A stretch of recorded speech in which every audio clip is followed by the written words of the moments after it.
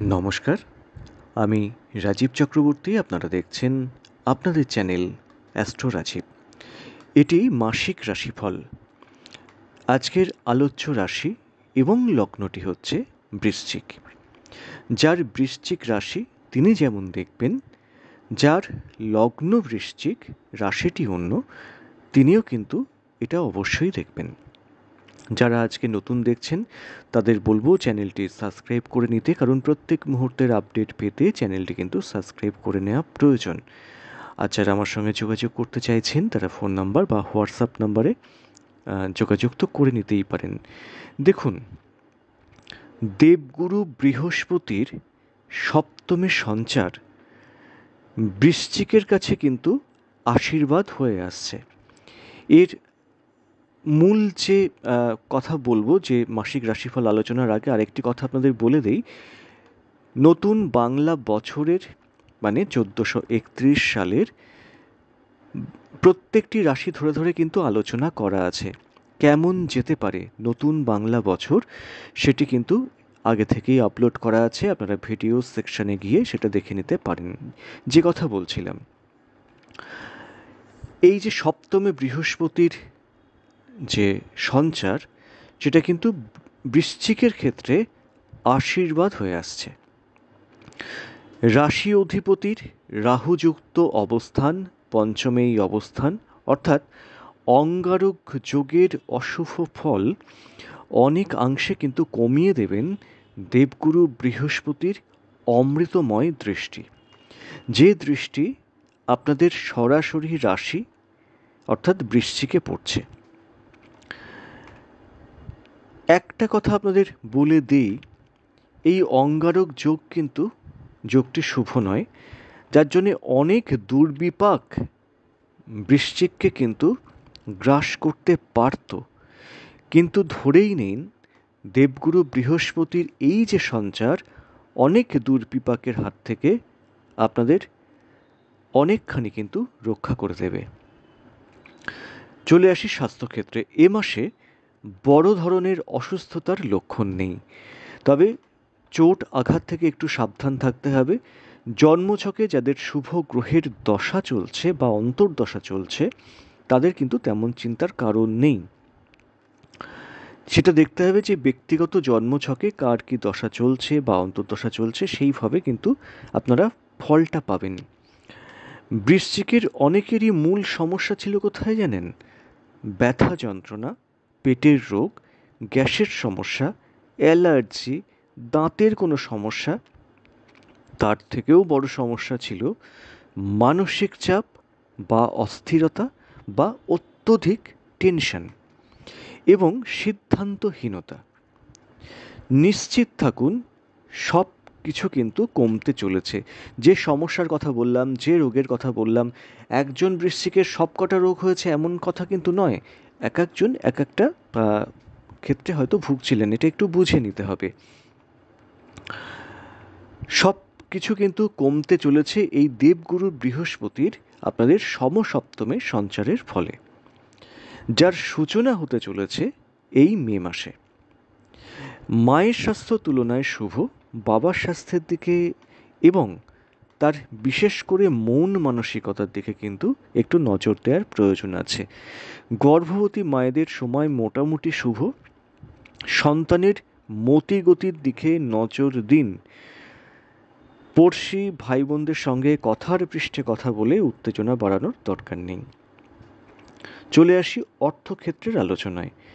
বৃশ্চিকের অর্থভাগ্য কিন্তু বেশ ভালো দেখা যাচ্ছে।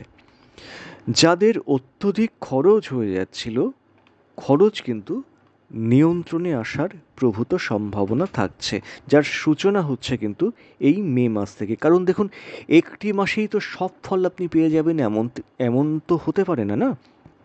কারণ বৃহস্পতি একটা ঘরে 1 বছরেরও বেশি কিছু সময় থাকেন।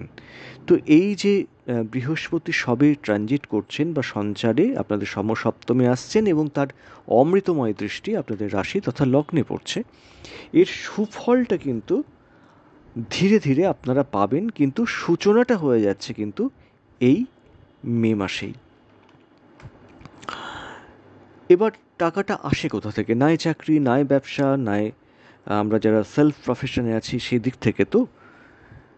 বৃশ্চিকের চাকরি ক্ষেত্রে যে চাপ ছিল বা মানসিক চাপ আসছিল কিছুটা কাটবে, উচ্চকর্তার কিছুটা আনুকূল্য আপনারা পাবেন এবং সাফল্যের ক্ষেত্রে কিছুটা এগিয়ে যাবেন। যাদের বকেয়া প্রমোশন আছে তাদের কিন্তু সেই বকেয়া প্রমোশনের যে বাধা ছিল সেই বাধার পথ খুলতে চলেছে। আবারও বলছি, মে মাসেই প্রমোশন পেয়ে যাবেন এমনটি কথা বলছি না, সেই সম্ভাবনাটা কিন্তু তৈরি হয়ে যাচ্ছে। তবে একটা কথা বলার, যাদের দশা অন্তর্দশা অত্যন্ত অনুকূলে আছে এবং বলবান প্ল্যানেটের শুভ দশা চলছে, তারা হয়তো এ মাসেই কাঙ্ক্ষিত প্রমোশন পেয়ে যেতেও পারেন।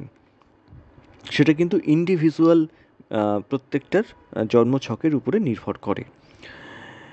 কোনো কোনো বৃশ্চিক রাশি বা লগ্নের মানুষ যারা নতুন কাজ খুঁজছেন, ফ্রেশার্স, তারা কোনো চুক্তির কাজ বা সাময়িক কিছু কাজ পেতে পারেন।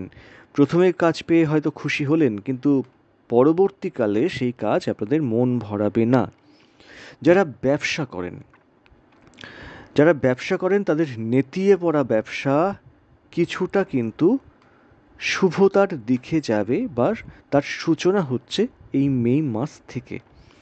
দেখুন, প্রথম কথা হচ্ছে যে সপ্তমপতি আপনাদের শুক্রদেব, তিনি রবি যুক্ত হয়ে কিছুদিন আপনাদের ষষ্ঠে অবস্থান করবেন। তারপরে রবি চলে যাচ্ছে আপনাদের সেভেন্থ হাউসে বৃহস্পতির সঙ্গে। তো কিছুদিন পর থেকে, ধরুন এটা আমি বলতেই পারি 15 তারিখের পর থেকে ব্যবসার ক্ষেত্রে কিন্তু একটা ধীরে হলেও গ্রোথ আপনারা দেখতে পাবেন। দ্বিতীয়পতি মানে ধনপতি তিনি চলে যাচ্ছেন আপনাদের ব্যবসা ক্ষেত্রে সপ্তম ঘরে, সেখান থেকে আপনাদের রাশি বা লগ্নে তার দৃষ্টি। ফলত কোথাও একটা ব্যবসার কিন্তু শুভ সূচনা বা ব্যবসার গ্রোথ সেটা কিন্তু হওয়ার সম্ভাবনা থাকছে। ধীরে হলেও ব্যবসা কিন্তু দাঁড় করিয়ে দিয়ে যাবেন দেবগুরু বৃহস্পতি।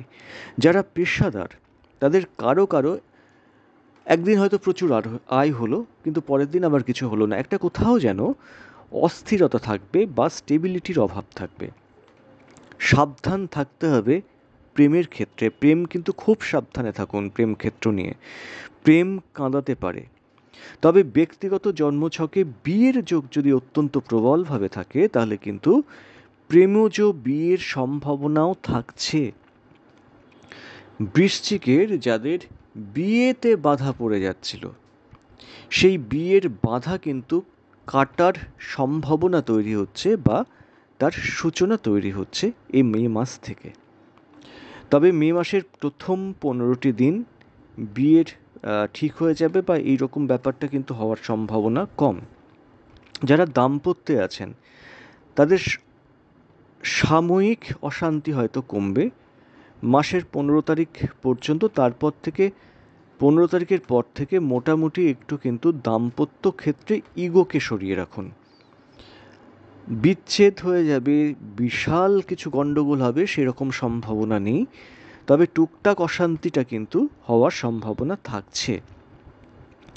যারা বাড়ি ভাড়া বা ভাড়াটিয়া, এ মাসে কোনো রকম বিবাদে যাবেন না, বিশেষত 20 তারিখের আশপাশ থেকে মাসের একদম শেষ দিন পর্যন্ত আইনি ক্ষেত্র থেকে দূরে থাকার চেষ্টা করুন। বিদ্যায় তারাই সাফল্য পাবেন, যারা প্রচুর পরিশ্রম করবেন তারাই কিন্তু বিদ্যায় সাফল্য পাবেন। বিদেশে যাওয়ার চেষ্টা এ মাসে না করাই ভালো। যারা বিদেশে থাকেন 15 তারিখ পর্যন্ত একটু দেখে শুনে চলুন। তো এই ছিল বৃশ্চিক রাশি এবং লগ্নের এই যে মাস মে মাস কেমন যেতে পারে তার একটা আগাম আভাস। আজ এ পর্যন্তই। নমস্কার।